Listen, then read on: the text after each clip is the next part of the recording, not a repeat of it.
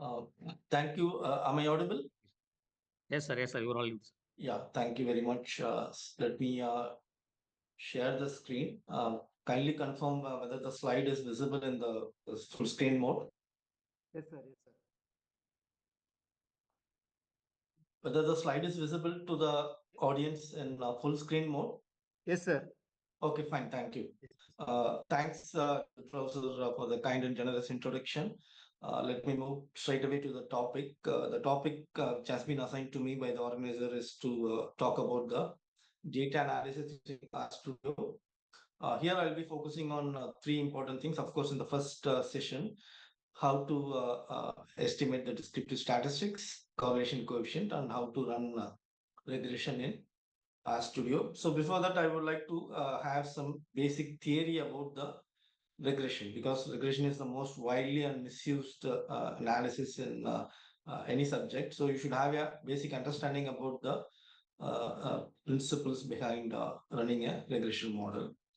So this is how I organize my presentation under four heads. So I'll be talking about the need for data analysis and the steps in data analysis. Here I'll be focusing on the three aspects which I'll be covering in the first session.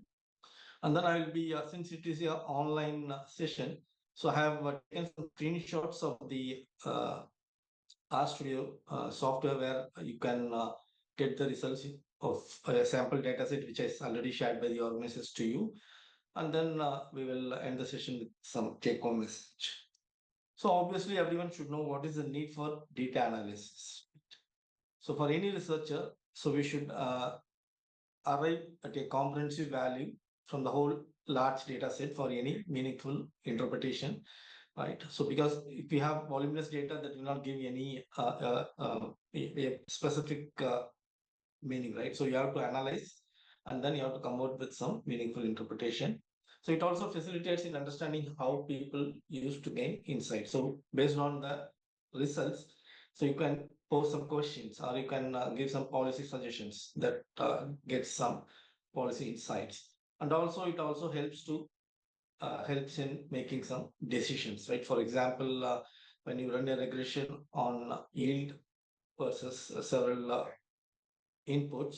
So you'll get come to know, suppose fertilizer is added by 1 kilogram, what happens to the yield. So such kind of decision you can uh, get or insights you can get. And apart from that, based on the nature of data, so data analysis will help to track the pattern, trend, and its structure. If there is any irregularities in the data, if there is any outlier, you can spot out, right? And also, when you have more than one series of data, it also helps to find out the relationships. And finally, as a researcher, it helps to improve our research communication, because these days, when you want to publish a paper, so obviously without analysis, it is very difficult to publish a paper. And obviously, analysis means you have to use appropriate tools and techniques for the appropriate research question. It is not that everyone can do correlation, everyone can do regression. It's not like that. So, based on your research question, tools and techniques have to be chosen and applied. Right. So, with this basic outline, so let me straight away move to the steps in data analysis. In this, I will be focusing on the fifth point majorly, right? So how to estimate the descriptive statistics for any data set which is given, then correlation, and then these are the basic things before running a regression. So I have integrated all these three in step 5. So before that, the first step in any data analysis is to formulate a theory, right? So to formulate a theory, you should have a deep review on the literature. For example, some might be working on climate change, right? So climate change variables like rainfall and temperature, it has some effect on the yield, right? So it may be having positive effect, it may be having negative effect. So that uh, theory has to be formulated based on the literature reviews. To a certain extent, it may be influential on yield. That is, it may positively influence the yield. But when the temperature and rainfall is beyond certain limit, it will affect the yield, right? So in that case, the hypothesis itself has to be formulated using a non-linear approach, because this is what I said is a non-linear model, right? So in case if you are taking experience of the farmer on yield, that is yield is regressed on experience of the farmer. So in that case, Yeah. So in that case, this is a linear model, right? So as experience increases, it is expected that the farmer will be using his insights on crop production so that yield will enhance, right? So in this case, it is a linear model, right? So first you have to formulate the theory, and then the next step is specification of the model, and then specification of the statistical model. I'll be quickly explaining all these things in the subsequent part of my lecture. And then once you specify the model, the next step is to obtain the data, right? So it may be a primary data or secondary data. For simplicity, so we are going to use a secondary data set, which is already shared by the organizers in the WhatsApp group, I believe. Then data analysis. So I will be using RStudio to explain these components, estimation, and then hypothesis testing. Finally, what is the use of this analysis? It can be used for forecasting or prediction. And sometimes if you are an economist, you can use the particular regression model for some policy or control purposes, right? So I will take a very simple example. I believe most of the participants of this workshop might be from social science background. Okay. So for that, I've given a example of Keynes consumption theory. So it's a very simple theory to understand.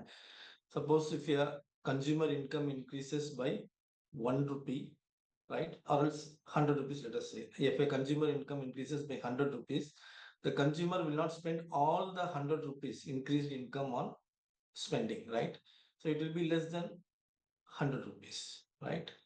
So obviously your hypothesis should be based on this theory, right? So Keynes already stated that is father of modern economics.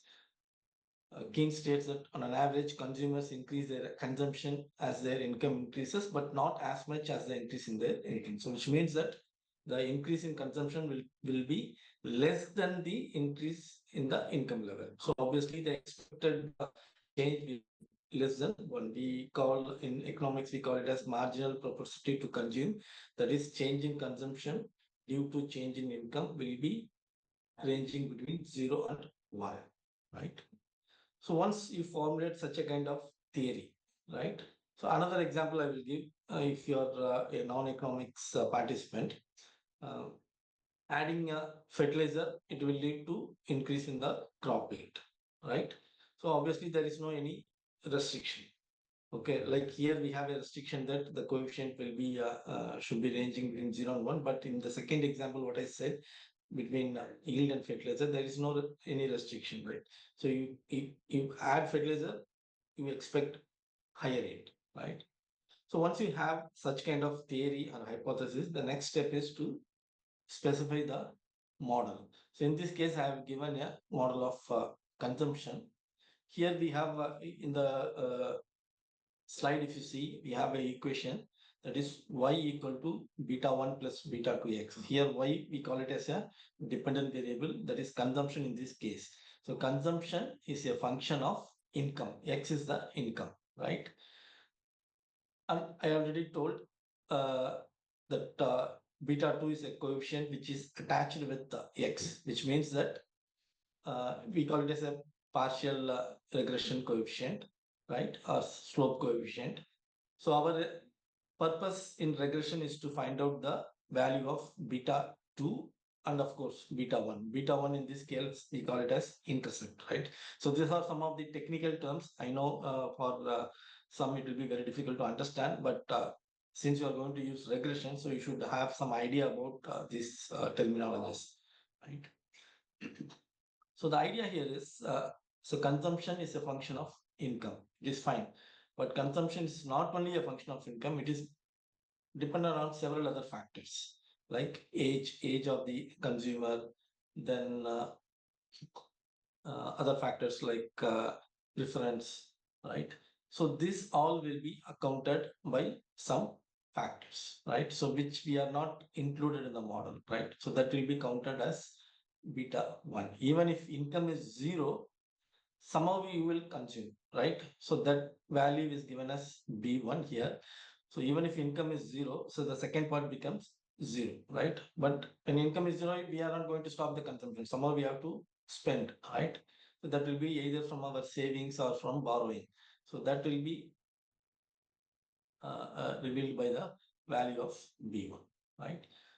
So this is a very simple specification of the model which we got from the first point, how the first step, right? So geometrically, if you see this, the regression relationship between dependent and independent variable. So we took income on the x-axis, then consumption on the y-axis. So if it's a customary that we take independent variable on the y-axis. So here there is a relationship between consumption and income, right? When I said in the beginning that when income is zero, that is, if you see the x-axis, when income is zero, somehow the consumption is done, right? So that is given as beta 1. The amount of beta 1 is the consumption expenditure, even if income is zero. Okay. And the upward line, straight line, which is the regression line, this will indicate the amount of consumption expenditure change when there is a change in the income, right? So here we have a small triangle, so which indicates that 1 unit, right? We are saying number 1, right? So which means that 1 unit change in the income leads to beta 2 amount of change in the consumption, because you should also interpret, right? So when you run a regression, you will get the result. So that result has to be interpreted. Without knowing the basics, then there is no meaning of running a regression and writing paper, right? So once you understand the geometrical relationship between the consumption and income, in this case, for simplicity, I have taken this as an example. So any example you can apply, and you can derive the geometrical relationship. Then the next step is specification of the model, right? Because once you specify the model, then only you can run the regression.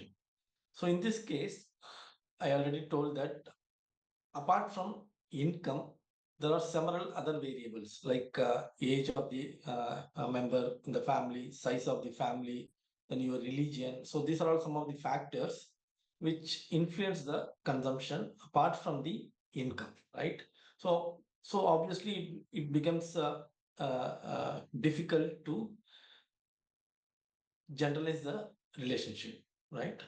So there are some factors which you are not in a position to add in the model, right? So that effect can be captured by adding a term called U. We call it as a error term, right?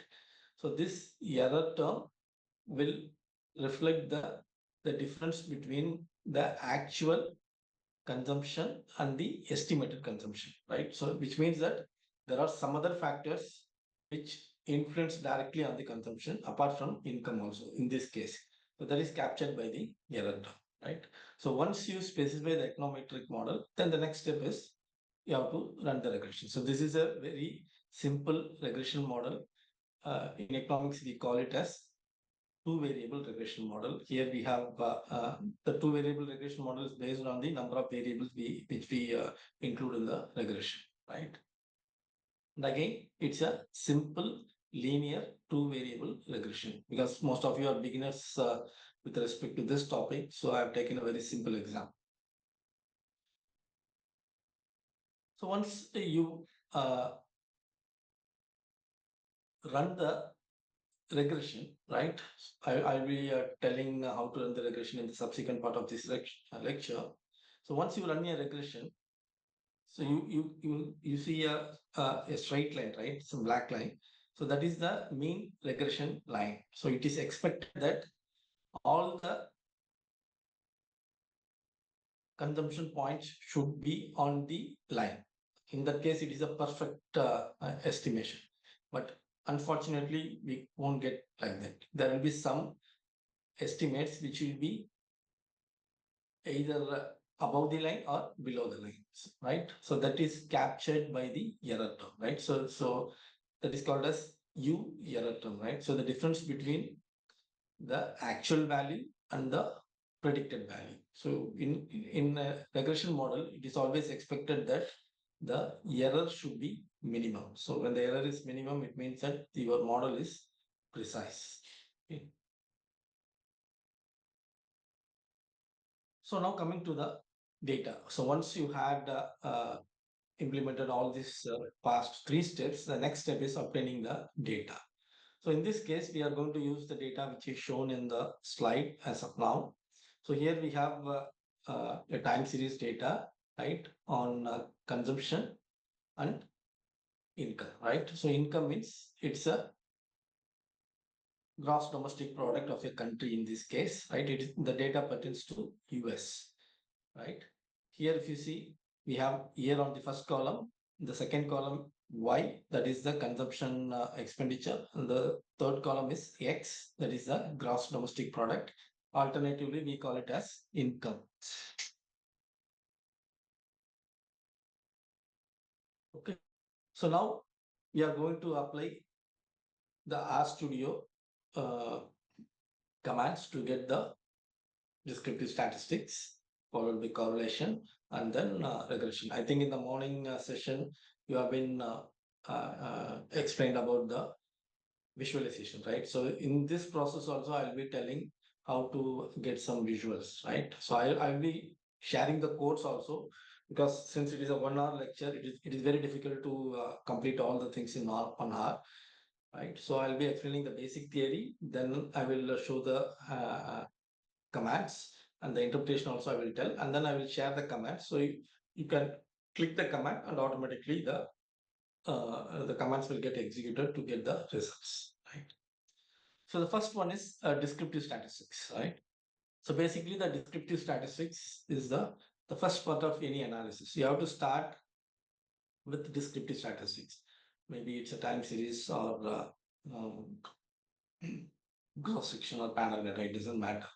So whenever you have your data set, start with the descriptive statistics. Okay.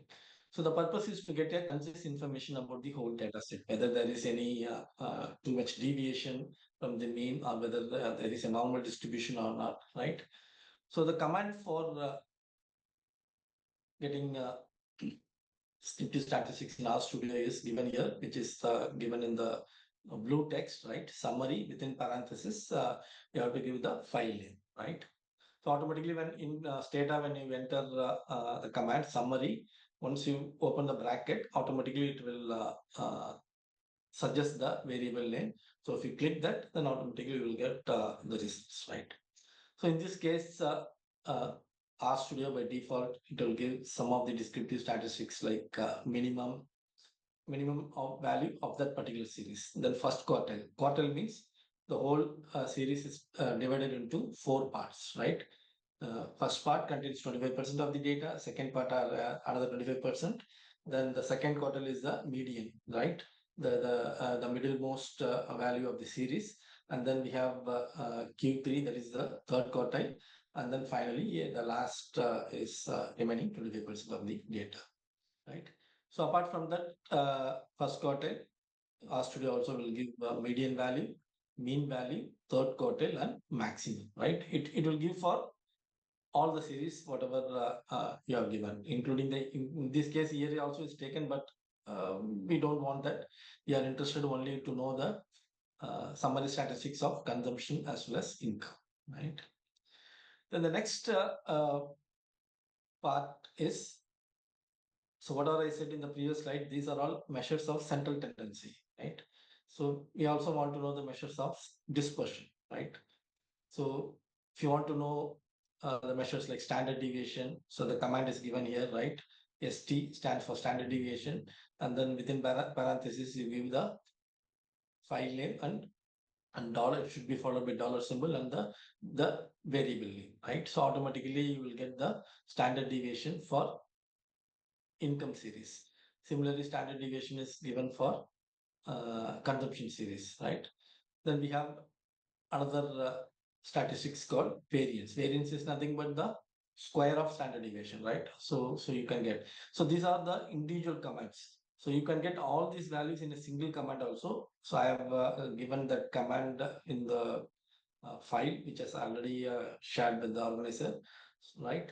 So I will be giving all those things through hands-on session on the final part of this session. Then the third one is the moments, right? Skewness, kurtosis, because this will tell about the peakness of the distribution, right? So, for example, in this case, the skewness value for consumption is minus 0.241, right? So, whether it is positively skewed or negatively skewed, okay? So, that information you can get through skewness. And kurtosis will help to find out the peakness of the distribution. For example, if your distribution follows a, if a series follows a normal distribution, it should have a kurtosis value of 3, that is mesokurtic, right? Then platykurtis, it shows the flattened distribution, right? Then in that case, kurtosis value will be less than 3. So based on the value, you can easily interpret, right? So skewness also you can estimate, kurtosis also you can estimate. There are other softwares also. It is not necessary that you can use only RStudio to get all these things. You can get all this descriptive statistics in all the softwares, whether it is Excel, Stata, EViews or SPSS. So these are all will give the descriptive statistics. The message here is always start with the descriptive statistics to know the nature of the data set which you are using for further analysis, right? In case if the series is not normally distributed, then transform the data so that it can be it can follow the normal distribution. Otherwise, when you find mean value is something much much deviating from the normal one, maybe towards minimum value or towards maximum value, then in that case it's an indication of error in the data, right? So there may be some outliers, so you have to find out. So far I've been telling about the descriptive statistics. The next thing which I would like to highlight is correlation, right? So basically correlation is a tool to assess the nature of relationship.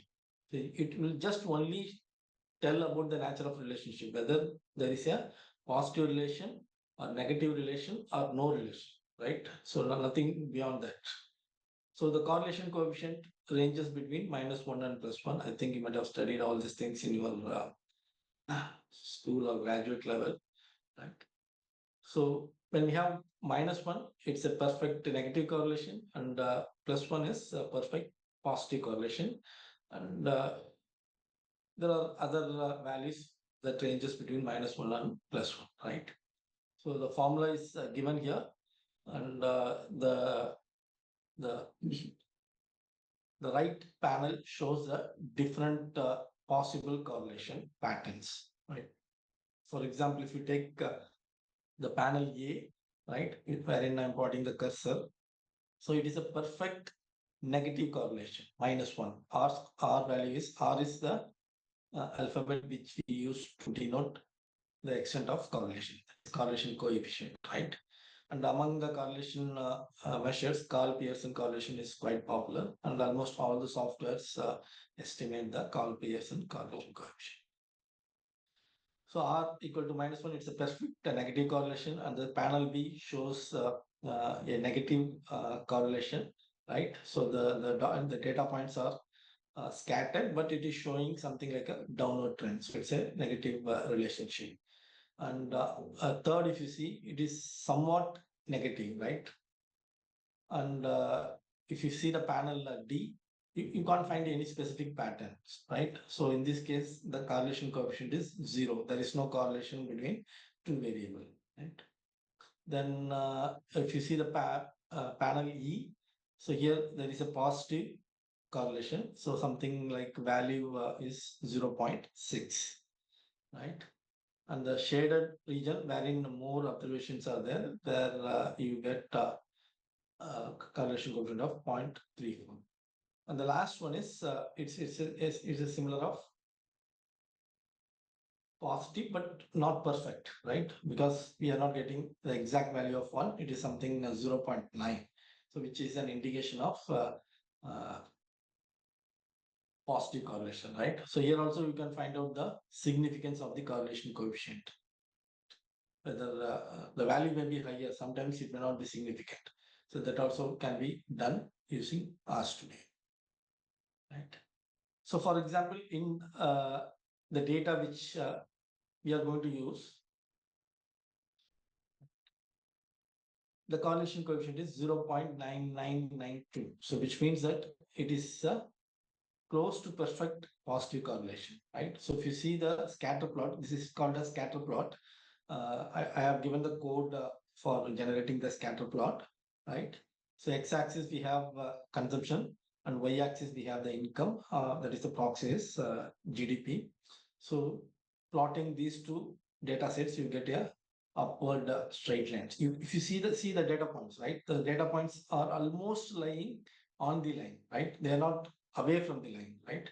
So that is why it is showing a perfect, not perfect, it is closer to perfect correlation.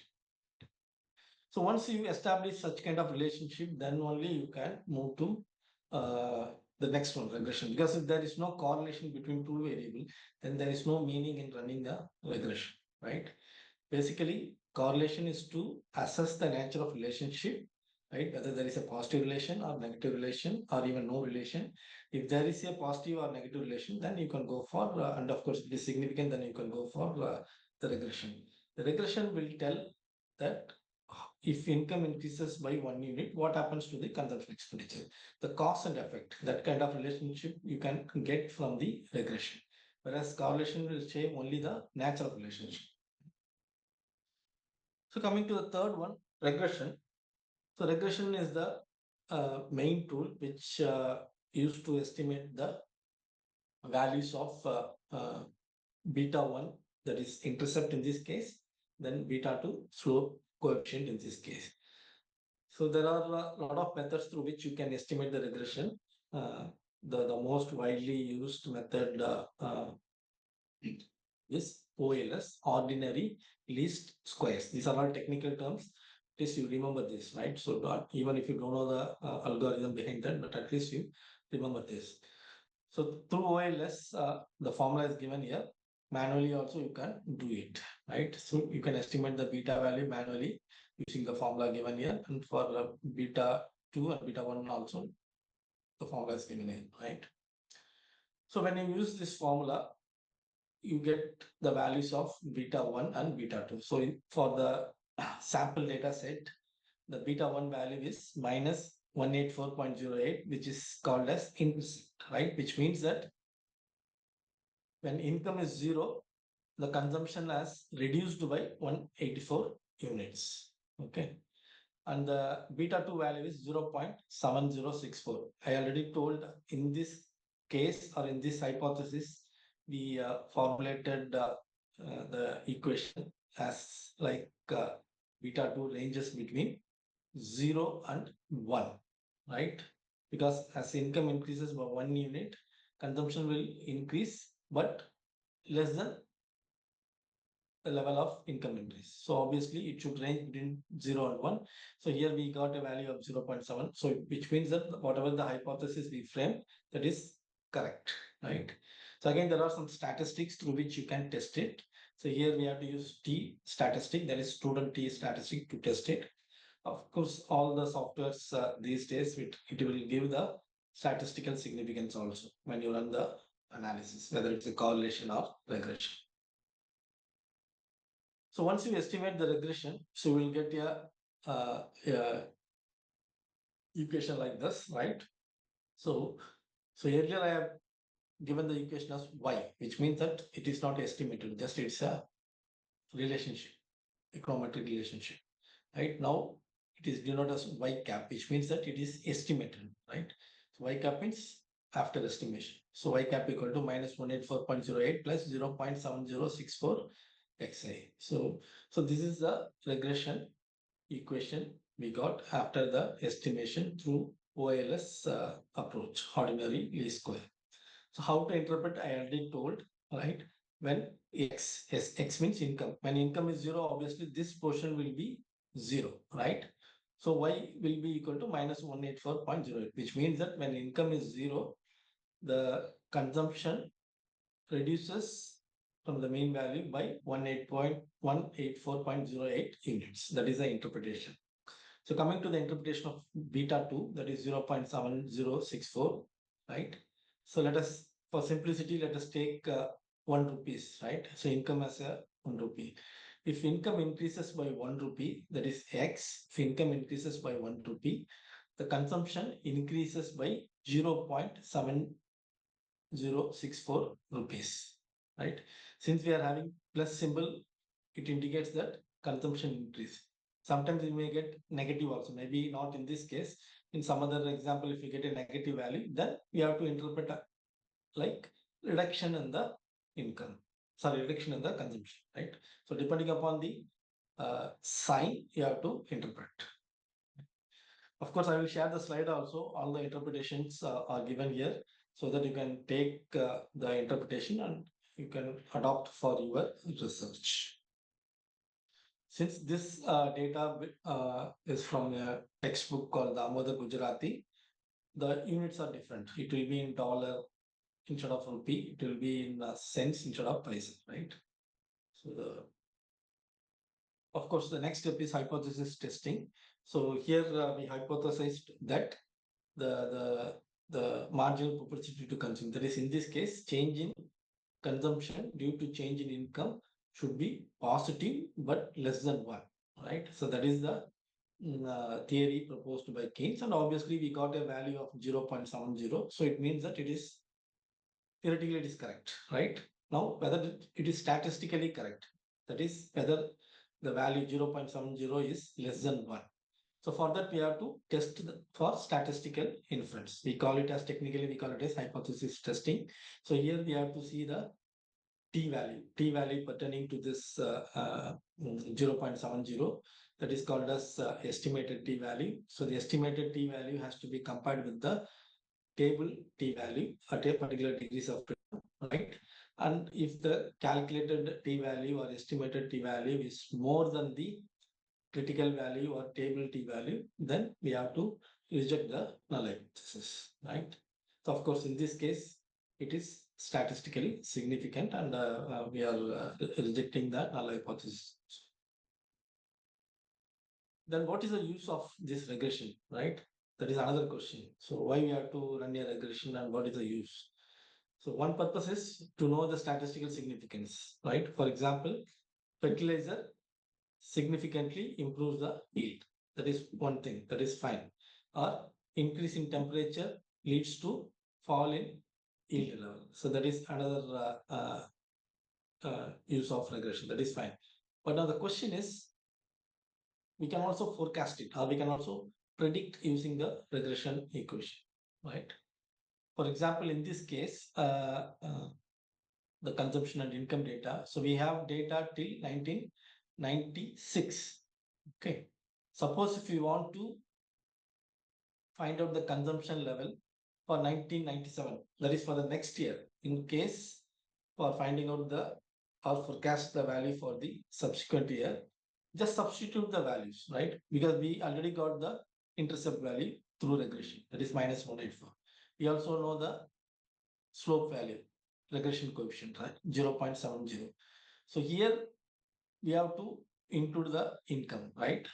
Suppose if the income is this much, $7269.8 in this case, right?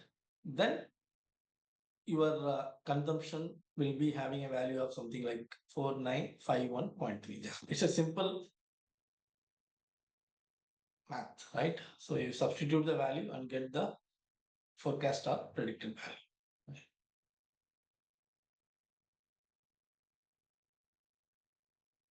So other things and all a little bit tricky. So I don't want to get into the nitty-gritty of that. The only one thing I would like to say is, when you run a regression model, first you find out the significance of the parameters. Parameters means beta 1 and beta 2. So if it is statistically significant, then you interpret, right? Then if at all if you want to use it for forecasting or prediction, you can do that by simply substituting the available values. And this I will skip. Then the next one is you can use the regression model for policy purposes, right? Because earlier, if you see prediction, uh, I have calculated the income. Sorry, I have calculated the consumption value based on the given income level. The reverse also can be done, right? So, for example, if you see the equation which I'm highlighting here, that is 1.3.6. So here we have the consumption value, right? So intercept is same. Slope coefficient also is same, right? But we want to know what is x, right? It said again rearrange the equation and find out the value of x. So in this case, x value is something like 7197, which means that in case if the consumption expenditure is this much amount, that is 4,900 rupees or dollars or whatever. So at such a level of consumption, the expected level of income should be 7197, right? So given the values of intercept and this one, right? So basically here we are manipulating the control variable. This one is called as a control variable, right? So we are finding out the value of x given the target value of y, right? So you can use either way. You can find y given the value of x, or you can find the value of x given the value of y. Right? So this is the overall 8 steps which we use in data analysis. Okay. So quickly I will show the demonstration part, and then you try yourself, right? So coming to the hands-on session. So this is a data set which will be used for the first session, right? Already shared by the organizers. So how to import the data? I think in the morning session itself, you might have been enlightened, right?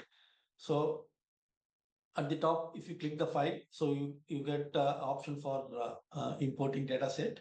So here there is an option, right? So already the data is in Excel format. So you click from Excel, and then once you click that, then automatically a dialog box will appear. So in that you click the browse button, and then you link the data set to the RStudio, right? So you give the exact URL. So once you select the file, automatically the data will read, and then the next step is click import button, which is at the bottom, right? So once you click the import button, you will get the data integrated into the RStudio. So our first step is to get the descriptive statistics, right? So descriptive statistics, the code is summary file name, right? So in this case, the file name is income space data. So by default, RStudio will take underscore. Okay. So if you click summary, and if you write summary and within parentheses, you select the file name, so you will get the descriptive statistics. Descriptive statistics means only minimum value, first quartile, median, mean, third quartile, and maximum, right? Then for to get the standard deviation and variance, the code is given, right? So SD within parentheses the file name followed by dollar symbol and the variable name. So this will give the standard deviation or variance or the specific series. It may be income or consumption or whatever series you are doing, right? But you can also get using a single command. So the command is given at the bottom of the slide, right? So yes, apply. Then within parentheses, everything, whatever is given here, the same thing you type it. But sometimes when you type, you make mistakes, right? So that is why I have given the code itself, right? So you open the code file in RStudio and you execute code by code so that you will get the results. And similar command for the skewness and kurtosis also. So individually, if you want to get the top 4 commands will give the individual estimates. But if you want to get everything in a single command for a specific moments, like you can give that also. For example, if you see the last but one command, it gives the skewness for both income series as well as consumption series. The last command, it gives the kurtosis value for income series as well as consumption series. So you can try that. Okay, you do individually and also you do combined command also. So but values will be the same, right? So for example, if you see the skewness for consumption series is minus 0.24151. So here also we're getting the same value, minus 0.2415, right? Then the next command I already told is correlation. So the command is COR, and then you give the file name and variable name, right? So individual values also you can get. The second command gives the combined values for both the series, right? Consumption as well as income. So here you are getting a correlation matrix, right? For example, the interpretation is the correlation between consumption is perfect. One is a perfect correlation, right? And this 0.992029 is the correlation coefficient between income and consumption, right? Then the regression, the command for regression is you have to start with attach income data. Once the data gets integrated into the console, then the command for regression model is LM. LM means linear model. So here you are regressing consumption or income, right? So here we are having only two variables, right? So even for your own data set, I mean, which you are going to do for your research, so the variable name you have to bring here, right? So you will get the results. The results may look bit complicated, but whatever I have shown in the previous slide, the same values you are getting. For example, if you see the intercept, here we see minus 1.841 E plus 2. E plus 2 means we have to add two zeros, which means that minus 184.1. So there also we get the same thing, right? Intercept is minus 184. Then the next thing is coefficient attached with income. We call it as slope coefficient. So here if you see 7.064 E minus 1, which means that some softwares will give like this, right? Instead of giving the direct number, E minus 1 means you have to put 10 preceding the value. So which means that 0.7064. There also we got the same value, right? Then these are all the standard errors. I know standard errors, you know the meaning of standard error, right? How much the value deviates from the mean across all samples. Then the next one is t value, right? So t value will tell about the significance. Of course, the software directly has given the significance in star also. So which means that, for example, if you see intercept, it is significant at whatever value you are getting multiplied by 100. Okay. So which means that here the value is 0.00157 multiplied by 100, then it becomes 0.157, right? So it is significant at 0.157% of probability. So here they are giving a double star, right? Then the next one is income. Income, if you see, it is less than 2E minus 16. Minus 16 means you have to add 16 zeros to the front. So 0.000 like that, right? So which means that it is highly significant. Okay. So that is why it is given 3 star, right? The significant codes also is given at the next row, right? Then we have R square and adjusted R square. So here we have to bother about the, in case of two variable model, R square is fine, right? In case of more than two variable, then we have to look for adjusted R square, which means that R square adjusted to degrees of freedom, right? So degrees of freedom means number of restrictions you put on the regression model, right? In this case, let us know how to interpret the R square, right? So for example, R square is 0.9984. You multiply this into 100 by 100. Then the R square value becomes 99.84, which means that 99.84% of variation in Y variable, that is consumption variable, is due to the income variable included in the model, right? So 0.99 means it is equal to 99%. So which means that it is a very high, right? So higher the R squared value indicates the higher or goodness of fit, better fit of the model, right? So to know the significance of R square, we have to see the F statistic, right? So again, I'm saying to know the significance of the beta coefficients, you have to see the T value, right? Whether the calculated T value, this one is the calculated T value, whether this calculated T value is more than the table value. To know the overall goodness of it, you have to see the F statistic, right? Overall goodness of it is denoted by the R square. So, okay. So this one 8145 at the bottom, if you see 8145 is the F value, right? So F value is the calculated one. So you have to compare this with the table value. That is table means you have to see the F table.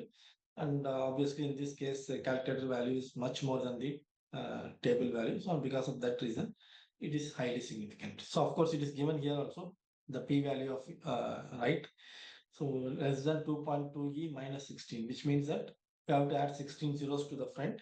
So it is highly significant, right? So these are some of the interpretations pertaining to regression, because regression is a very big topic. It is very, very difficult to take all the nuances of and explain the nuances of regression within 1 hour or one day. In fact, I have studied the regression for 6 months. It's a one course which have been taught in Indian Agricultural Statistics Institute, right? So putting all the information in 1 hour is practically not possible, right? So this is all about the running the regression. But whenever you are running a regression, you have to test for some assumptions, right? Generally, many of the researchers they don't do, right, without any assumptions testing. They simply run a regression and they interpret, right? For example, as I already told, when there is a non-linear relationship, you have to fit a non-linear model, right? For example, temperature and yield, if you are doing a regression, it follows a non-linear relationship, right? So in that case, if you are fitting a linear model and you are interpreting, means the model itself is wrong, and whatever the results you are going to get, and the whole interpretation is going to be wrong, right?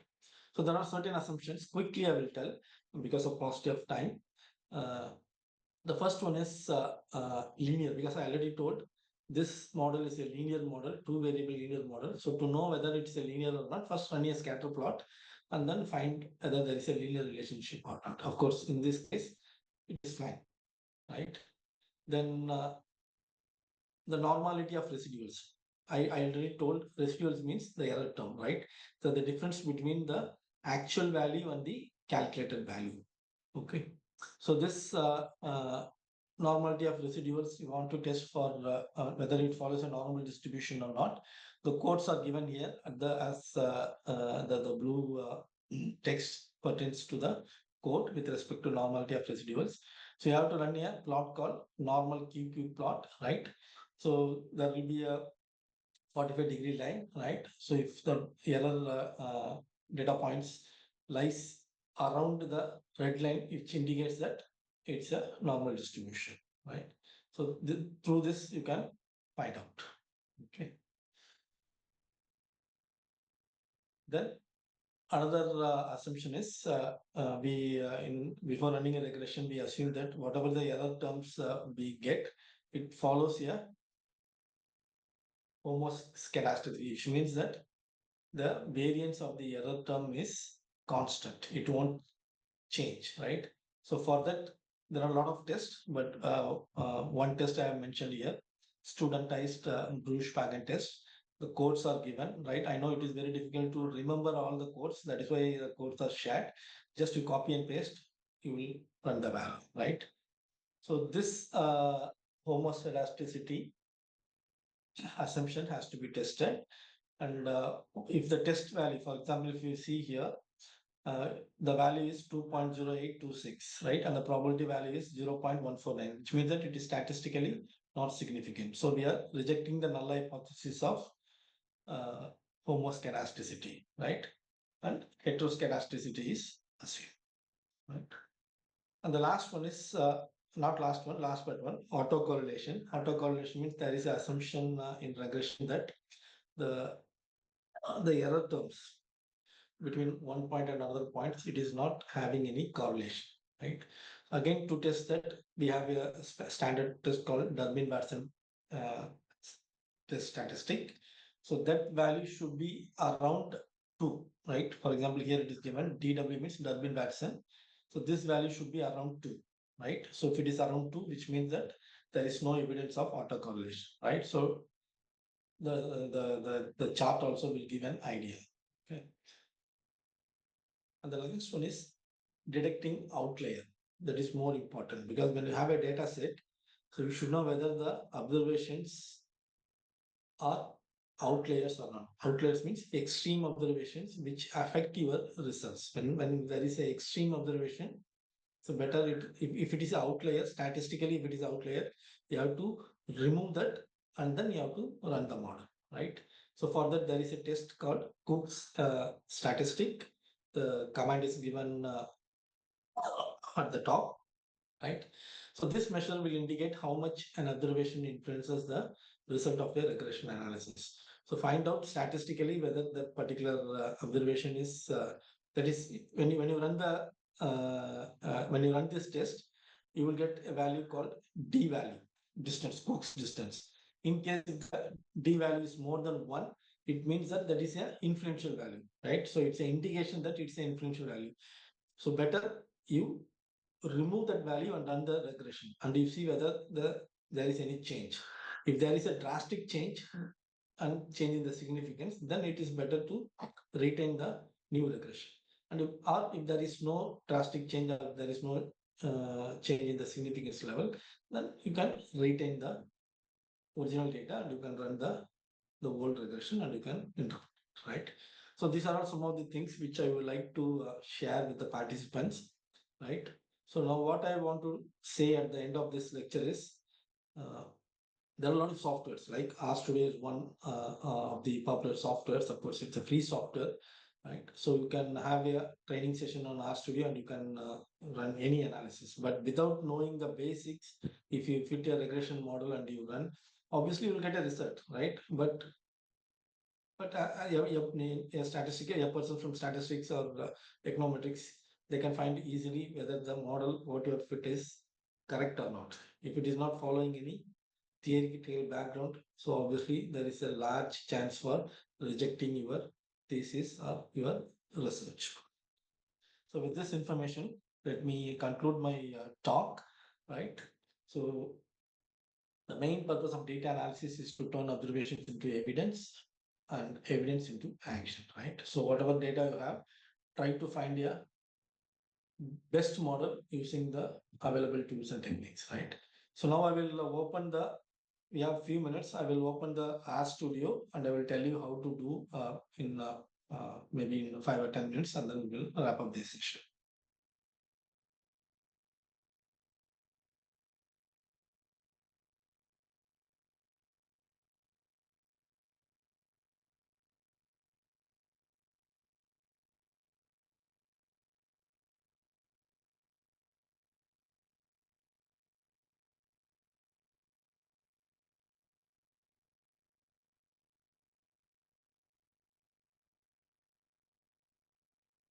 So whether my complete screen is visible, any one of you can. Yes, sir. Yes, sir. Okay, now I think morning itself you have been enlightened on the how to use RStudio, right? So already the file is shared with you. So what I'm going to do is I'm clicking the file, import data set from Excel, right? So I'm just clicking browse as all these things are given in the PPT itself, right? So browse, I'm going to the folder where I have the data set. So the data set for this session is income data. That is the file name, right? So already the data appears in the screen. Now I'm clicking import. Okay, so now I got the data set, right? So in case if I want to find out the descriptive statistics, SUMMARY. So at the bottom console, you have to type, right? SUMMARY.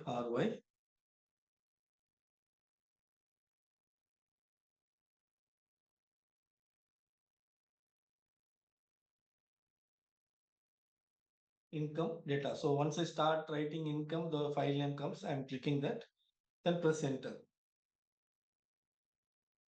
Unable to find. Wait.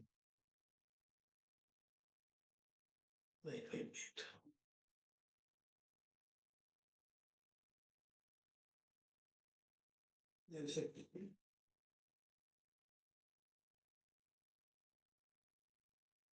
file, open file.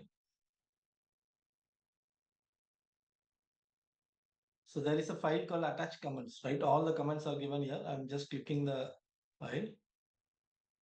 Yeah, what I made is a small mistake. I have not given the space, right?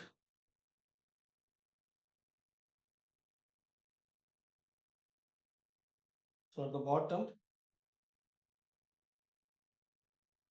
summary, then object is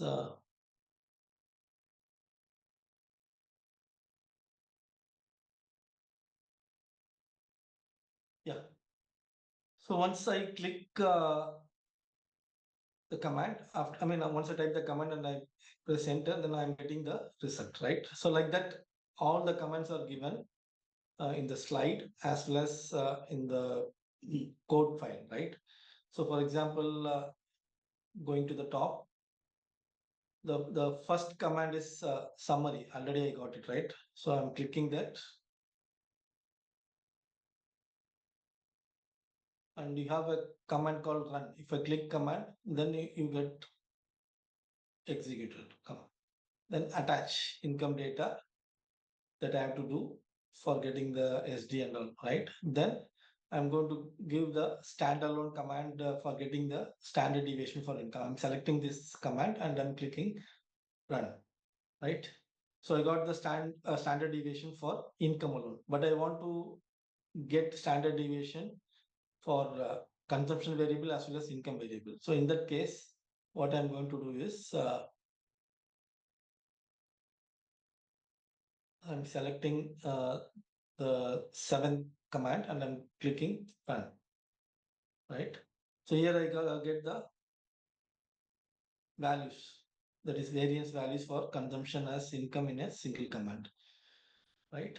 So everything is given in the command file. So I want to do everything in a single execution. Control A, so that everything is selected and I'm clicking run at the top. Okay.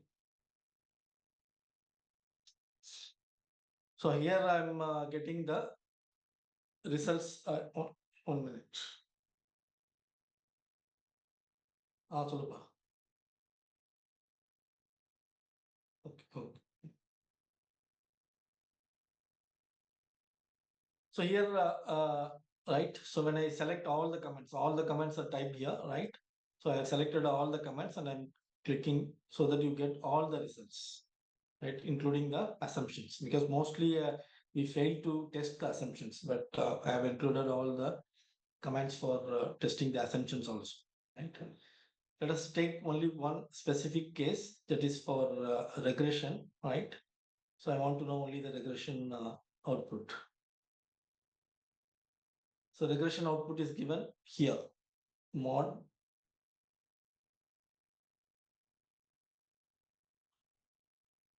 9, 8, 19 and 20, right? So once I click, automatically I got the results in the console panel, right? So the coefficients are here. So this one, right? So this, the highlighted one is the intercept value. I already told in in RStudio, sometimes you get coefficients like E plus 0.205 like that. So E plus some numbers means you have to add zeros after decimal, right? E minus some number means you have to add zeros before the decimal, right? Okay. So of course, all these results, everything has been shared with you as a screenshot, right? So what I request you is to uh, run all these commands individually, right? So one by one you run, and then you find the results and match with the slides, whatever that slides also I'll be sharing with you very soon, right? And then you click everything, all the commands together and execute it. For example, if you want to see the scatter plot,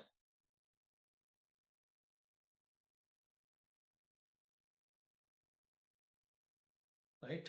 So the scatter plot comes on the other side, right side of the RStudio panel. Right? So here you can see the relationship between consumption and GDP. Okay. So if you want to add a line, then command 22 will do that. I have selected that and then giving run. So this one is the 45-degree line, right? So here you can see all the observations are lying closer to the regression line, right? So this is a perfect example of highly positive correlation between these two groups. Right? So with this, I will stop the first session. If you have any queries or any questions, you can post in the group, or you can directly text me also in WhatsApp. Okay. So first you try all these commands, right? If you face any difficulty, and then the same data, because once you change the data name, everything automatically every command will change, right? So for the sample data, this is the code. You try it, and then you have any problem or any difficulty, then you let me know. Okay. So I will stop here. We will break, and then the second session will resume as the organizer said.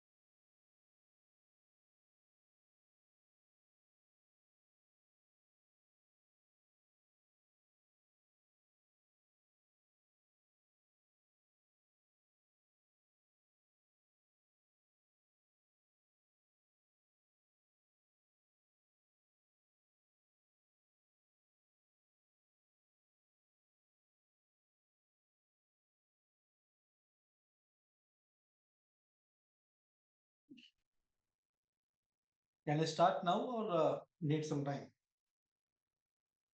Yes, sir. Yes, sir. You'll start, sir. Okay, so how much time I have now? From 3, now it's 3:20. Yes, sir. 4:20, sir. 1 hour. Okay, 1 hour. Okay. Okay, sir. Okay. Thank you, Okay. sir. Again, good afternoon to all the participants. So the second part of my lecture is on executing principal component analysis using RStudio. So here also I'll be giving a brief, very brief, not like the earlier one, right? So very brief theoretical part of principal component analysis, and then so we will do in RStudio. So I believe the slides are visible to everyone. Slides are visible, right? Yes, sir. Okay. So of course I will skip this. What is the need for data analysis? Directly I will move to the principal component analysis.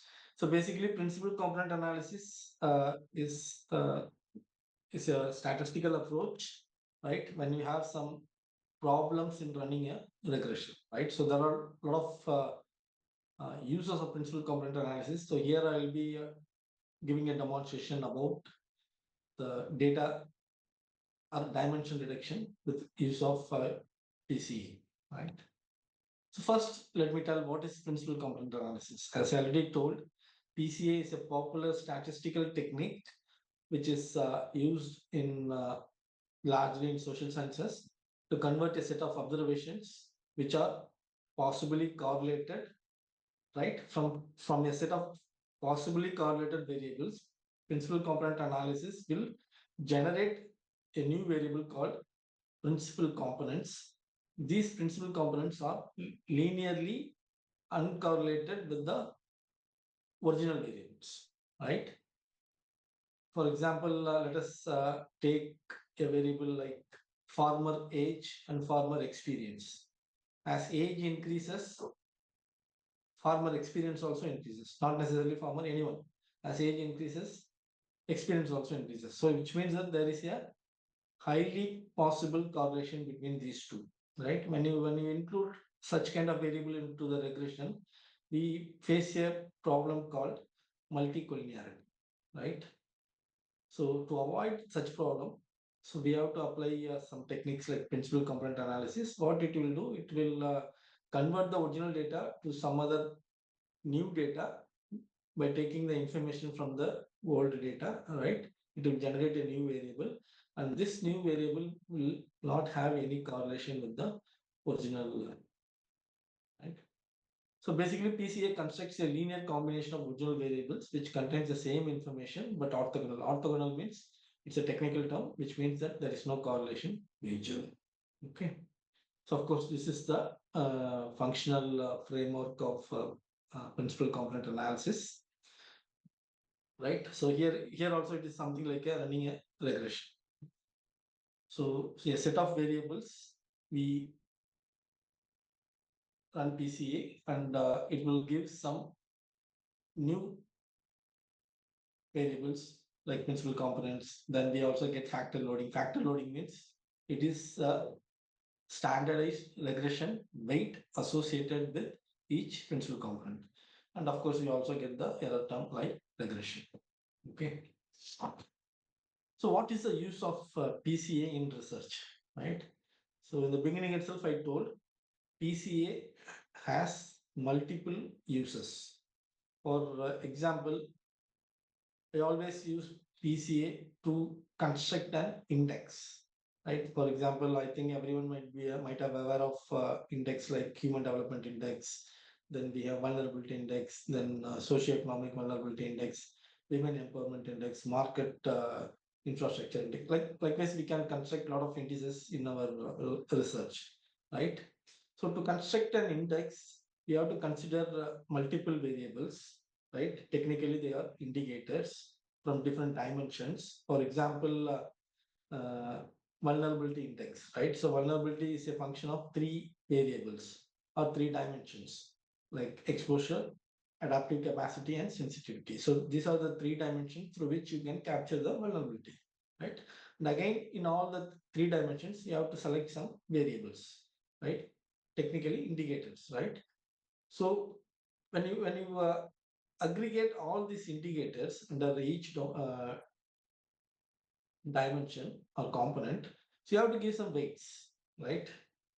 For example, if you take Human Development Index, it has three indicators. All the three indicators in the case of Human Development Index assumes equal weights, right? So there are some advantages of giving equal weights and disadvantages also, right? So equal weight is one way through which you can assign weight. The second one is expert opinion. The third one is arbitrary. Arbitrary means you can assign based on your intuition. Then another possible method is inverse of variance. You take the variance of that indicator variable, you take the reciprocal, right? So inverse of variance, that also may serve as a weight. The last one, or not necessarily the last one, and another popular one is principal component analysis. So when you run a principal component analysis for the selected indicator variables, you will get a value called eigenvalue. In fact, of course, I will explain all these things in detail in the subsequent part of this lecture, right? So through PCA, you get some values, and that values can be used as a weight for constructing an index. That is one purpose. The second purpose is dimension reduction. In the beginning itself, I told an example of two variables, right? Age and experience. Similarly, you can have a lot of variables wherein they might be having some correlation, right? So for example, when you do any regression for your research, we're not going to do a simple two variable model, right? So you'll be having one dependent variable with multiple explanatory variables or independent variables, right? It may be 10 explanatory variable or it may be 12. Of them, some might be having correlation, right? So in that case, to reduce the problem of correlation, you can use that. Of course, this is not a dimension reduction that comes under the next approach. So when you have 12 variables, that is fine. Suppose if you're having 45 variables or 50 variables, experts are suggesting, okay, this variable is important. So everyone is saying this variable is important, and when you accumulate everything, it goes around 50. So in that case, you cannot run 50, not necessarily you cannot run, you can run a regression, but again, there are some assumptions, right? So your number of observations should be more than the number of variables included in the model. N should be more than A. That is a condition, right? Otherwise, if number of observation is less than the number of variables, you won't get the estimate. Okay. So obviously, your explanatory variable should be in optimum number and only the most what you call the variables which are going to explain the relationship between independent and dependent only should be included, right? Of course, this is done based on the literature review, right? So using this PC approach, you can reduce the number of explanatory variables. Instead of 50, you can bring to something like 5. But the information from all the 50 variables will be included in that. That is the beauty of this principal component analysis. So only significant variables that contribute more variation can be chosen, right? So this is an example of dimension reduction. Third one is multi-collinearity. I already told, when you are having 50 variables in the model, regression model, obviously there is a large likelihood to have a possible correlation between two or more variables, right? So that will lead to a problem called multi-collinearity. So to remove that, you can use PCA, right? Basically, PCA finds the degree of linear relationship between multiple variables in the regression model.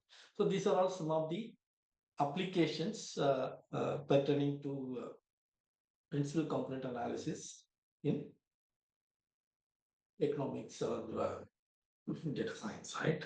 So with this little introduction, directly I will move to the hands-on session. Okay, so here, unlike the regression wherein some of the terms might be familiar, but here I'll be introducing new terminologies which may not be commonly heard by the diverse group, but I will try my best to explain the meaning of those terminologies, and then with a sample data set, we can have a demonstration. Right? So this is the data set which we are going to use for executing the principal component analysis. Basically, this is a data set shared by one of my students. She is doing research on nutrition, right? So state-wise data is given for different variables. So here we have several variables like maternal education, then low body mass index, then percentage of anemia, then antenatal care, then nutrition course. These are all some of the variables. Forget about the name of the variable or purpose, right? So there are multiple variables, right? So we want to know the most significant variable to be included in the regression, right? So if you have too many variables, sometimes you may not in a position to find out the best one which actually contributes to the dependent variable. Right? Basically, the purpose of this data set or this research is to find out the factors influencing the fasting, stunting, and height of children under 5. So with this data set, we are integrating the data set to the RStudio, right? Using the input data set option, right? So always start with the summary, okay? So you can, the first session itself I told, try to get the descriptive statistics, right? So the same command, you can use the same command here also, and you can find out, right? But directly to avoid wasting much time on explaining those, directly I will go to the explanation of PCA summary, right? So once you give the command, the blue text shows the command pertaining to the principal component analysis, right? So each slide will be having a different commands, and the output what we get when we execute this command is also given in each slide. Already I've shared the slide with the organizers. They will be sharing very soon, right? I'll be talking for about maybe another 10 or 15 minutes, and then you can demonstrate the commands not only for this but also for the first one, right? It is better to start with the first session. You just try each and every command and try to get the result. And if in case if you have any doubts, because I cannot address because there are about 350 participants, I think, in the WhatsApp group I have seen. So it is very difficult to address every queries, right? You post in the chat box. So once whatever possible based on the benefit of time, I will try to explain the or address the queries. Right. So in this case, the PCA summary shows the standard deviation pertaining to the each principal component. I already told what is principal component, right? So from the original data set, a new variable is created, which is technically known as principal component. These principal components are orthogonal in nature, which means that they are not correlated with the original or any other variable, right? So we have the standard deviation of the principal components. Then we have proportion of variance. Proportion of variance shows the percentage of variance contributed by each PC, right? And the next one is the cumulative proportion. So cumulative proportion means it keeps on adding until we reach 1, that is 100%. For example, the first principal component has 30.82% of variation, and the second one has 0.26, then which we multiply by 100, that is 26.26%. So obviously cumulative will be 57%. Likewise, you keep on adding until this, which means that all the principal components, if you add, it will show 100% variation. That is, it accounts for 100% variation, right? So generally, if you see the principal components, the first principal component captures the maximum variation, right? That is 30.82%, followed by the next, that is, for example, here in this case, principal component 2 captures the next best, that is 26%. Subsequently, the third one captures less, right? 19% or 19.93%, right? So similarly, if you see the proportion of variance contributed or accounted by each principal component keeps on declining, right? The later principal component, that is the last set, right? So that will give only minimum variation. And the next value which we get when you run a PCA is eigenvalues. So basically, eigenvalues are, I know these are all bit technical terms, unless you are a statistician or economist, it will be very difficult to understand, but at least you know the purpose of this analysis so that you can use for your research, right? The purpose of this analysis is you are going to reduce the explanatory variables to less number so that you can run a regression without losing any information. So eigenvalues are basically the special set of scalar values. They are associated with the set of linear equations, particularly when you do this or execute this in matrix format. So each eigenvalue represents the amount of variance captured by the each principal component, right? So this will help to determine the significance of each component. It is similar to the previous one, right? So we had 12 principal components, 12 variables we included in the analysis. So obviously we will get 12 principal components, right? Each principal component will have a specific eigenvalue, right? And again, the eigenvalue for the first principal component will be higher, followed by the subsequent ones, right? For example, if you see the eigenvalue for the first one is 3.698. The next one is, that is eigenvalue for the second principal component is 3.15. Then the third one is 2. So it keeps on declining, right? So that you can easily notice. So to have a better idea or clarity, so you can plot visually the relationship between the eigenvalues and the principal components. Technically, that is called as scree plot, right? So the scree plot also can be produced in RStudio using the commands given here. For that, we need a package called ggplot, right? So I have shared the code file, right? So when you open the code file in the R, it will indicate the absence of the package. At the top, you can see the package is missing, ggplot is missing, install. So it will give an option for install or ignore. So click install so that automatically, of course, you should have internet connectivity. So once you click install, then the missing packages will get installed automatically. Okay. So this tree plot, if you see, it shows the relationship between the eigenvalues and the principal component. And the horizontal axis, you see the principal components. The vertical axis, you see the eigenvalues, right? So as per this data, principal component 1, principal component 2, and principal component 3 has generated eigenvalue more than 1. Whereas if you see the principal component 4, right? So this one is the threshold value of 1, right? So it is less than 1, right? So generally what we do when you run PC analysis, we consider the eigenvalue which are more than 1, right? So when the eigenvalues are more than 1 for specific principal components, it also accounts for maximum variation from the given data set.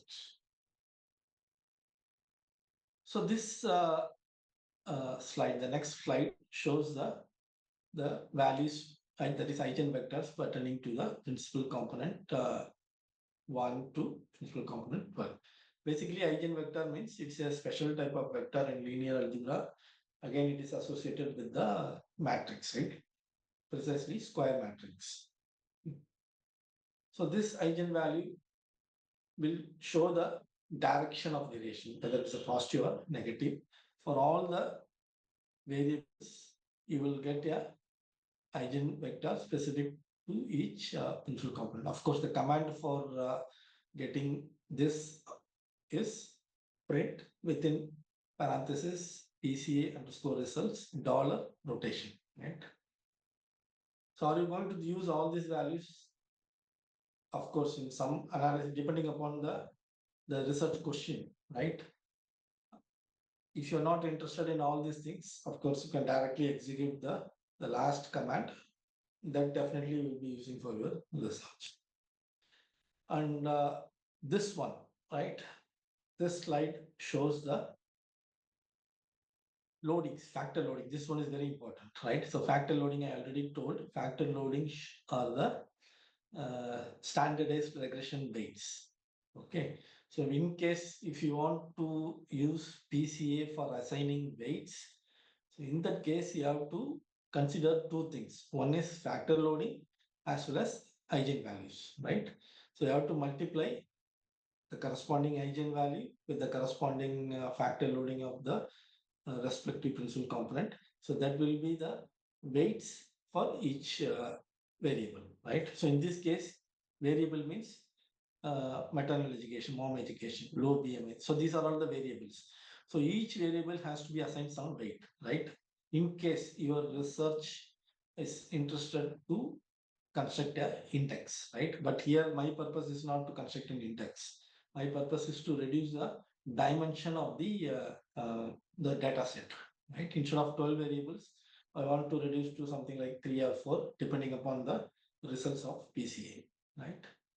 So this factor loading, I already told. So these are the standardized regression coefficients. So higher the loading, which means that the particular variable strongly influences the principal component, right?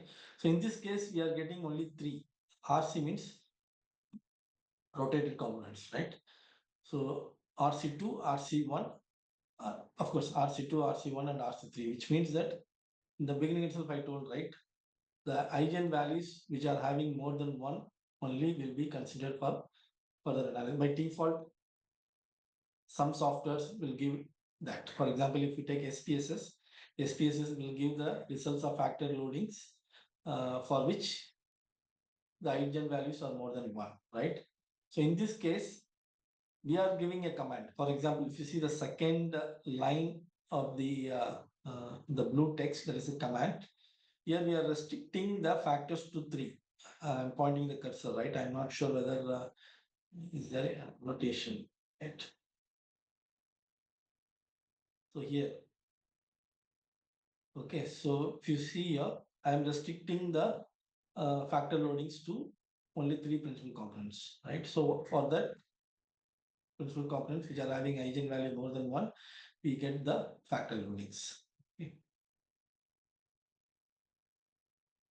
And again, one thing, there are some missing, right? So missing means the influence is very less. Stata gives even the values for the missing ones. SPSS also gives, right? Almost all other softwares gives the values even if the influence is less. But whereas in the RStudio, if the influence is less, automatically or by default, the values disappears or gets missed, right? Again, at the bottom, if you see, we have a sum of square loading, right? So the first one which is contributing more has the maximum number 3.38, followed by the second one 3.31, right? And again, the second, the subsequent row gives the proportion of variance contributed by each factor, right? So 0.28, that is the maximum proportion, then followed by 0.277 and subsequently 0.212. So when you add all these things, you get 0.77, which means that 77% of variation in the data is accounted by just 3, the factor, right? So that's a very good number. In case if you are getting 92, 93, that is much more better, right? So basically the purpose here is to reduce the dimension, right? So the idea is to select the variables with high factor loading, which are placed on a specific principal component. Okay. Of course, the procedure what is followed, that is the algorithm which is done to derive all this factor loading is called as varimax, right? So you are maximizing the variation in estimation process.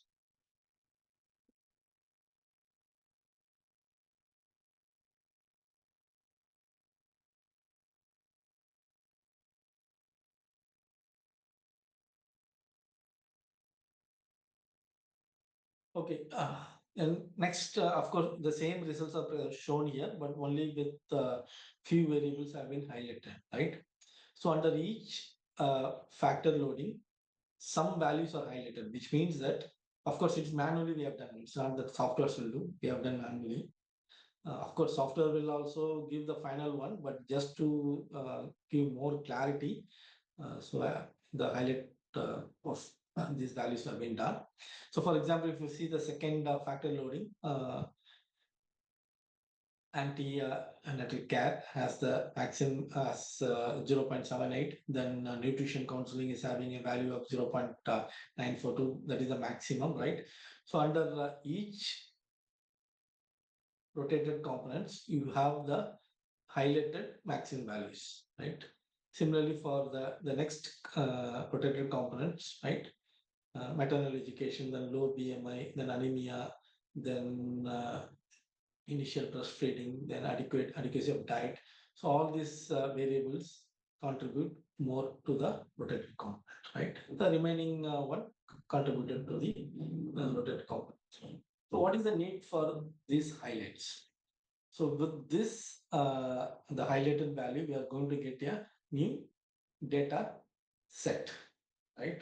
Because the contribution to each rotated component comes from these variables. So now, so we can give a command to the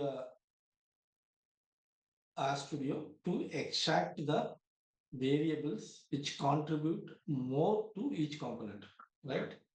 So for example, Of course, the codes are given at the top. So in the first component, if you see, we have four variables, right? Antenatal care, nutrition counseling, supplementary food, and immunization. So this contributes more to the component one. The second one is maternal education, low BMI, then anemia, then initial breastfeeding, then adequacy of diet, right? So these all variables contribute more to the component two. Similarly, in component three, variables like diarrhea, then acute respiration indication, then fever. So these are all some of the variables which contribute large to the component three, right? So here, what happens here? I mean, the selection criteria is generally the literature says values which are having values which are more than 0.5, right, will be used for categorization, right? But here the mean value was 0.6, so we have kept 0.6 as a threshold, right? So all the highest rotated component values are above 0.6. So that has been taken as a threshold to place the respective variables in the components, principal components 1, 2, and 3. Okay. So now we know which variable or which variables contribute largely to the components. The next step is to generate a new data set, right? So that data set only we'll be using for regression. Of course, how to run a regression, I already told in the first session. So the last step of this exercise is for generating the PCA scores, right? So the command is given here. Okay, so when you uh, type this command in the console, or you can execute the command by integrating the codes into RStudio, you will get a new data set, right? So this data set has to be used for further analysis. Okay. So in this case, we got three rotated components. I mean, see new data for each component. So this data can be converted into Excel, right? So that code also I shared in the file. So if you execute that, automatically the you have to give the path, right? So the path means where you want to save the file. So automatically the file will be saved as a Excel or RStudio file or CSV file, depending upon your interest. You can save the file, and of course, for that you need a specific package. I have installed only the package pertaining to Excel, so obviously this output will be saved as a Excel file, right? Then the Excel file will be again integrated into RStudio, and then the conventional regression can be done, right? So I will stop here. And of course, I also wanted to tell about the assignment of files, which I already told in the while explaining the different approaches or uses of PC, right? So far I have been telling about the dimensional reduction, right? So instead of 12 variables, we arrived three variables, and those three variables, I mean, three principal components, right? So these three principal components will be used for further analysis. In case if you want to use this for assigning weights, I already told. So you have to use two things. One is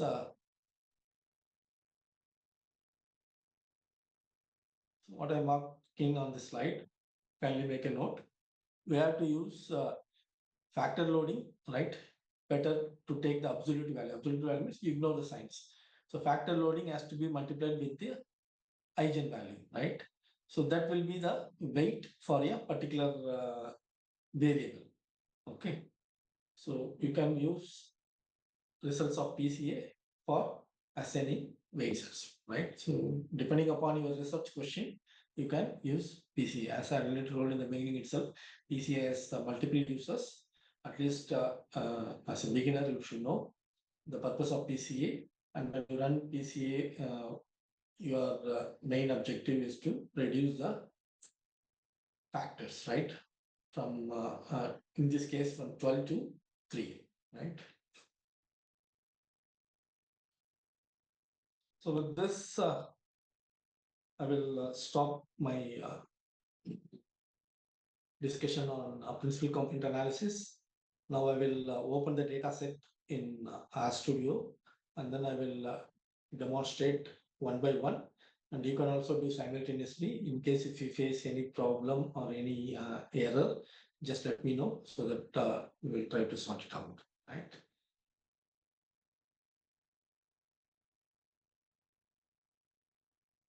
So I'm stopping the slides.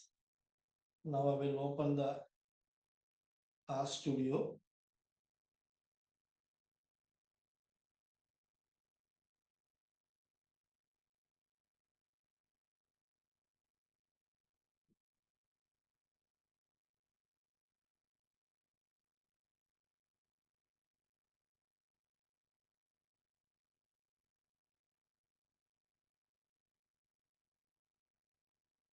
Whether the RStudio panel is appearing to the participants.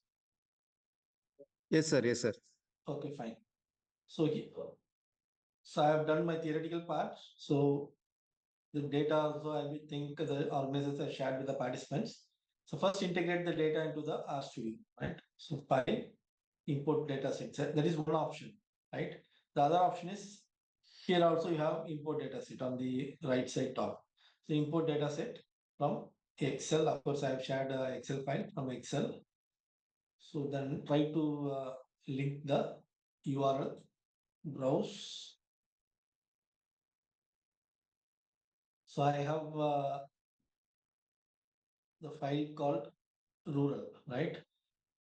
So the data set which we are going to use for PCA is named as rural, right? So use this data set. So I've added the data to the RStudio interface. I'm clicking import. So now I got the data, right, on the panel. Okay, so now you can use the command, whatever I have shared in the slides, you can use in type. If you're typing, obviously, sometimes you make mistakes, right? And if you're not an expert, then it will be very difficult to find out exactly where the mistake is happening. So I also suggest one more thing, right? It is not necessary that you are going to use the same command which I'm going to share. Sometimes as the software gets new versions or any improvement, the commands also sometimes gets changes, right? Particularly when there is an improvement in the model. So what I suggest is, I think everyone these days uses ChatGPT. So in ChatGPT, you go to ChatGPT or Gemini, whatever you are familiar. You can type the command, whatever you want, right? So just type, I need a RStudio command for running principal component analysis for the dataset. You can upload the dataset into the ChatGPT window and you ask what command is required. So it will give the possible commands, right? So just take the command, copy and paste here, and then you can do it. Or else, in case if you are facing any problem, so the error also can be copied and pasted into ChatGPT window, and you can ask ChatGPT in case if there is no anyone to help, right? Because being an online session, it will be very difficult to have a interactive session, right? Because always there are a lot of chances to get disruptions. So once I integrated the data into the RStudio, the next step is I'm integrating the codes also, right? Open file. So here the code file name is PCA commands final, right? So I'm clicking here.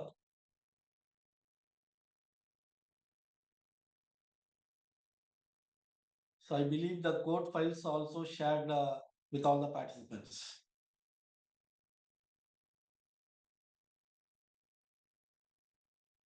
So I'm selecting the first four commands and then I'm clicking run, right? So I got the summary of the PCA result, right? Standard deviation, the results are displayed at the bottom, right? The standard deviation is given in the first row.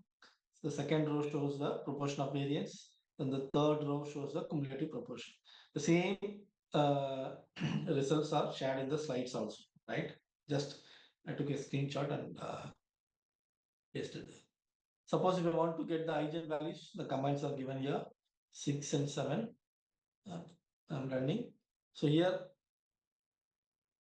the output of eigenvalues are displayed, right? So 12 eigenvalues are given here, right? Suppose if I want to see visually the relationship between eigenvalues and principal components, of course, I already told scree plot, right? So to generate a scree plot, so the codes are given. I'm selecting all the codes and then clicking run. So the scree plot is generated on the bottom right. Okay. So if you see the scree plot, it is clearly indicating that principal component 1, principal component 2, principal component 3 are having eigenvalues more than 1. In case if you want to use TCA for constructing index, then you take only the first 3 eigenvalues which are having more than 1. And similarly, you take the corresponding factor loading, right? So you just use a formula called sum product in Excel and you multiply, right? First eigenvalue multiplied with first factor loading of the first variable. So that will give one value. So, right, so that value will be the weight for the first variable, right? Then other things are given here. Suppose if you want to get the rotation values, I have selected the command and I'm giving the execution, right? So here we are getting the eigenvectors. Okay. Similarly, for each output, whatever you need, codes are given, do it. Right. So I'm giving everything as a single execution. Select all and I'm giving run. Right. So finally you are getting the values, right? So the initially I included 12 variables, right? Now instead of 12 variables, TCA is giving only 3 rotated components, which is having or which is showing almost 77% of the variation from the original data. So this data I'll be using for further analysis. So of course, if you see the command, PCA commands, at the last, if you see, probably some might be facing error. Did any one of you tried this? Because you will be facing error because the file path pertains to my file, right? So in your case, you have to change the file path. So where you want to store the resulting data set, right? You may give a particular folder, right? So that file path you change here in this the command pertaining to serial number 39. Okay, so you change here and then automatically the result data will be stored in that particular folder and that data you can use for further regression, right? So I will stop here. So now I request the participants to try, right? Always it looks easy, right? But when you try, then only you will face a lot of issues, right? So first I request everyone to try the first session data, right? Because that is the basics. So after that, try with the second session data, that is running PCA, principal component analysis. So if you have any doubts, you can ask me. I will see post in the chat box. Let me see the chat box.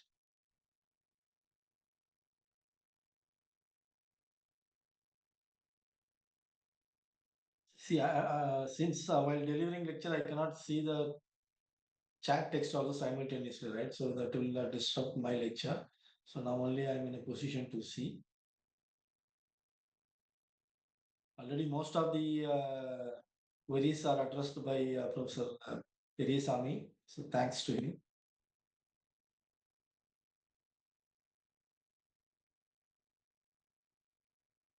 So some of you have asked the PPT. Of course, I have already shared with Professor Satya. So he will be sharing in the group maybe today or some other day. So my only suggestion is, of course, it is good to learn RStudio or Stata fine, but always try to understand the logic behind each and every analysis, right? So you cannot fit a regression model for two variables which doesn't have any theoretical relationship, right? If you run a regression, the computer will run, it will give some number as a result.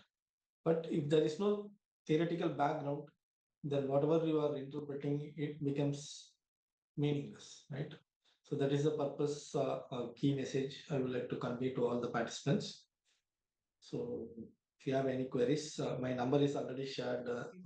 I am also in the WhatsApp group. If you want to have any discussion on further research, not only on this topic, on any other topic, I'm open to discuss. Of course, my specialization is agricultural economics. I work largely on time series models. Then now I am focusing on climate change adaptation as well. That is like constructing indices.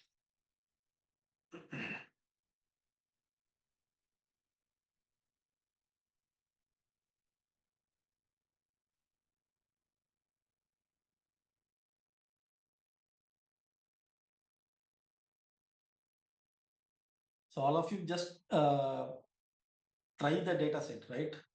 In case if you are having an older version of RStudio, so when you integrate the code file at the top, it will give you an indication that some package is missing.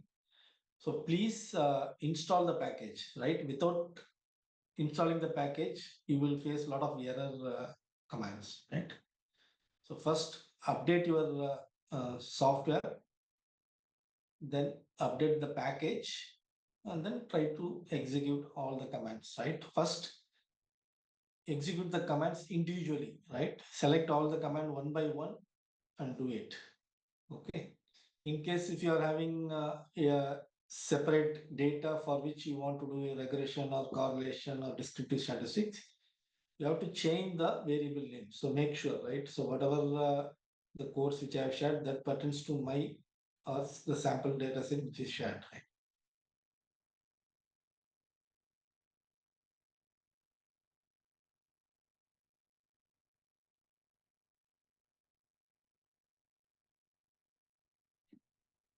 So regarding the PPT, I already shared both the sessions PPT, right? So the session on regression and this session also I already shared the PPT with Dr. Satya. Okay. Yes, Sir, sir. Yes, So sir. Actually, from participants have asked for it. It is shared. Pardon? It is okay. See, I think someone is talking. I'm not able to hear what is the message conveyed by him. No, sir. It is only the host, sir, Dr. Tulasiram. Okay, Dr. Tulasiram. Okay. Yes, sir. Yes, sir. So what I said is I already shared the sample data set, PPT file, as well as the codes. Okay. Yes, sir. Yes, sir. We will share it. Because since it is not an in-person session, it will be very difficult to find out what is the exact problem faced by each participant. So unless they execute the code, then only they can tell me or tell us. Yes, sir. Already it is shared, and even if somebody asks for it, we will share it again. Okay. Thank you. Evening we'll send the PPT also, sir. Thank you, sir. Thank you. So if there is no more queries or questions from the participant side, let me request Dr. Anbarsan, sir, Head of the Department Agriculture Economics, to deliver the vote of thanks.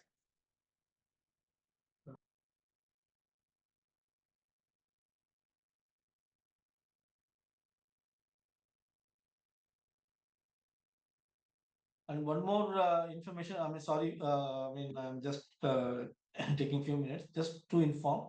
So very soon in our university, Pondicherry University, we are going to organize a 5 days workshop, right? So we are planning to organize a data analysis workshop using multiple softwares, RStudio, Excel, Power BI, and Stata, right? So that participants will get experience on all the softwares. How, of course, same results you are going to get, but at least you should have a hands-on experience on different software. This is a plan. Very soon, we will announce the organization of this workshop. So with this, I conclude and I thank the organizers for giving me an opportunity to share my views on these two topics. Thank you. Thank you, sir. Good evening to all. This is Dr. A. Anbarasan, Assistant Professor and Head in the Department of Agricultural Economics. It's my honor and privilege to express our collective gratitude for the successful completion of this national workshop on basic statistical data using RStudio. On behalf of the organizing committee, I would like to extend my heartfelt thanks to everyone who contributed to making this event a resounding success. First and foremost, I would like to thank our most respected Dean for gracing us with the presence and delivering an inspiring inaugural address. A special note of thanks to our expert speakers and research persons whose insightful sessions have enriched us with new knowledge and practical skills. Sir, your expertise in RStudio and statistical data analysis has illuminated the path of our learning, and we are grateful for your time, effort, and dedication in making this session so engaging. I would also like to extend a deep thank you to all our participants for your active involvement and enthusiasm. Your curiosity, questions, and contributions during the discussion have added immense value to the workshop, creating an environment of collaborative learning. We hope that you will leave here today with a deeper understanding of RStudio and statistical methods that you can apply in your future work.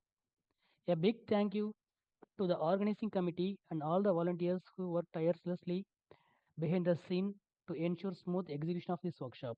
Lastly, I would like to thank everyone present today for your time and commitment to the professional development. As we conclude this workshop, let us carry forward the knowledge and insights gained here and continue to innovate and improve our skills in statistical data analysis. Once again, thank you all.